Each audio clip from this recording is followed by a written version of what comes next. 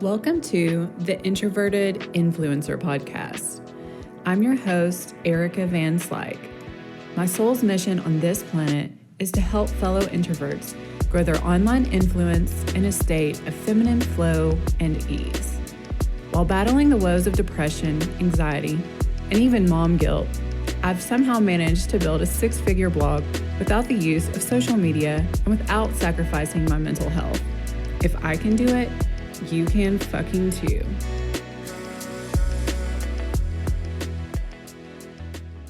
Hello, beautiful soul. Welcome back to episode 9 of the Introverted Influencer Podcast.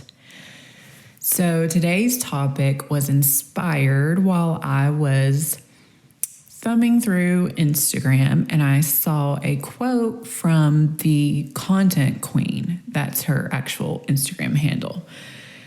And it said, "She's making more money than you because her pile of failures could eat your pile of failures for breakfast." And this really got me thinking about my own business and blog. You see, while in general, like at a macro level, my blog has been what you would consider, or what I would consider, a monetary success, actually better than I ever could have dreamed of. The majority of my posts on my blog have actually been flops. So much so that out of over the 300 blog posts that I've created over the past 6 years on my website, only about 20 of those posts have been what you would consider a hit. And by that, I mean that the blog post received a decent amount of eyeballs and have sustained page views throughout the years on my blog, earning me money. And of those 20 best performing blog posts, only 2 of them truly went like viral. So from a glass half empty perspective, I could get down on myself and say that, most of my blog is a failure and I'm no good at what I do. But I think the beauty of doing something from a truly aligned place, because you genuinely love XYZ, whatever it is, and it's not coming from a vibe of just trying to make money from it, is that you don't let those so-called flops and failures dictate your self-worth. And you sure as hell don't let it stop you, because it's not an extrinsic sort of motivation. You have a flame within you that just keeps you going, and it doesn't really matter the outcome because you're aligned and you are doing what you were put on this planet to do. And that's why I preach the importance of self-awareness. And especially if you want to get into the realm of entrepreneurship or be an influencer or start a blog or monetize a hobby.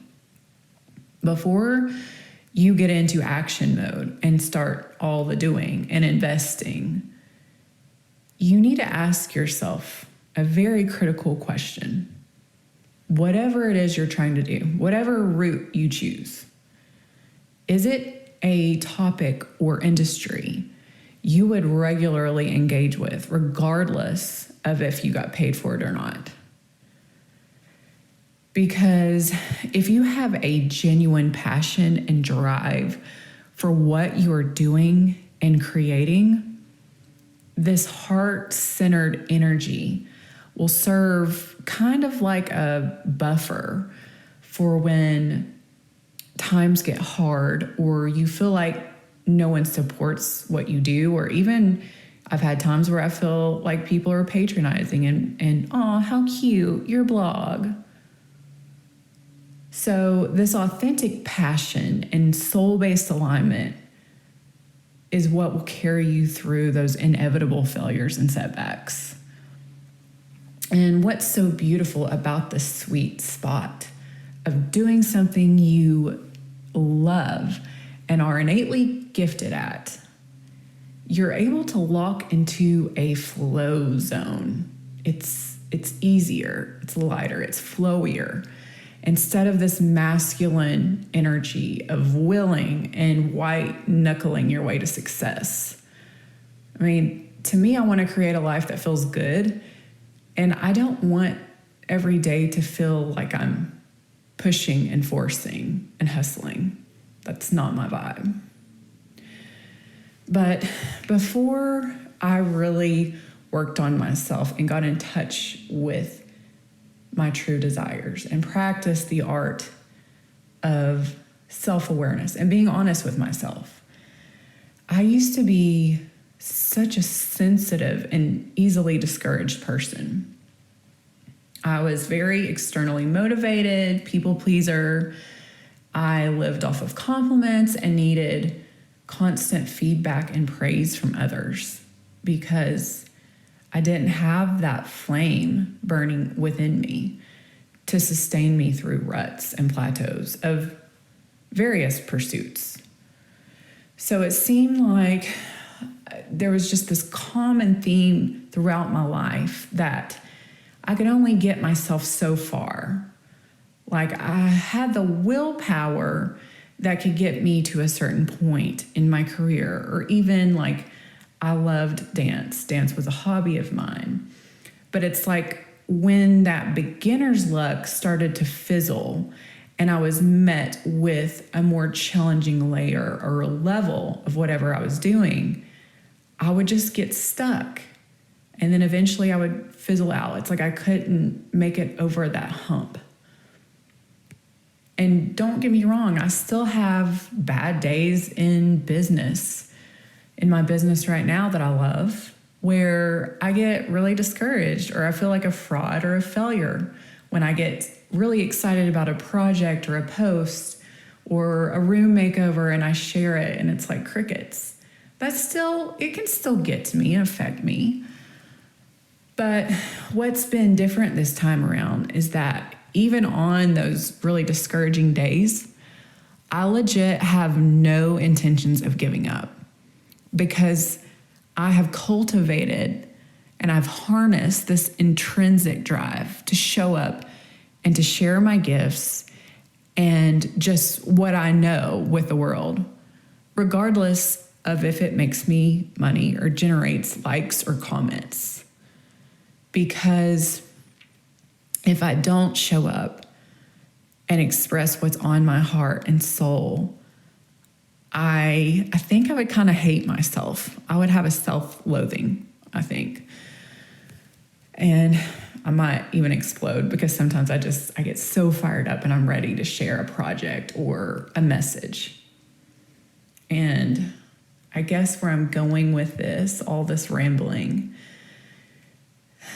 my message to you, if you're hemming and hawing over having the guts to show up and do what you feel called to do because you're afraid of failure or you're afraid of how others will perceive you, you need to have some quiet time with yourself. And you need to get real with yourself because failures and flops are just a part of business, especially if you are a creative.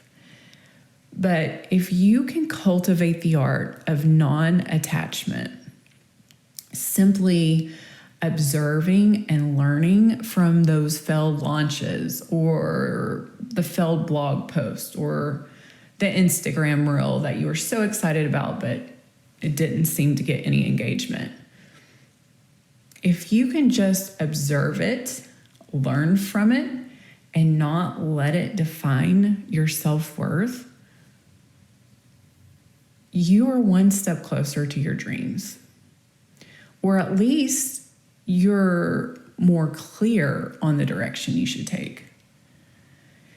And clarity is pretty magical in and of itself. If this dream you have on your heart is truly aligned with your higher self, it'll all somehow work out. And one little failure is not going to keep you from attaining your soul purpose. But you'll never know if you don't take the first step and at least try and risk the fear of failure or judgment or embarrassment. When I look back at old posts and old photos, I want to cringe. But that was just one step closer to where I am now. And I still haven't made it, but I'm a step closer. I want you right now, as long as you're not driving, put your hands over your heart. Take a deep belly breath and let your inner child know that it's safe to be seen and it's safe to not be perfect right out of the gate. Truly, what is the worst that could happen? Because no outcomes are guaranteed in life. And really, stability is, it's almost an illusion to some extent. And this is what makes life so delightfully thrilling and exciting, because it's unpredictable. So it's safe to go after the things you really want in life. And ultimately, the sting of regret when you're on your deathbed, reviewing your life and what you could have done and what you should have done, I believe the sting of that regret will be much more painful than that slight tingle of embarrassment over something that maybe just didn't go the way you planned. Thank you so much for tuning in this week, and I hope you found this episode helpful. I make no money whatsoever from this podcast, so the best way to give back, so to speak, is to leave this show a 5-star review or share it with a friend or on social media by screenshotting this episode on your phone, uploading it to your Insta stories, and tagging me in it at Designing Vibes. Sending you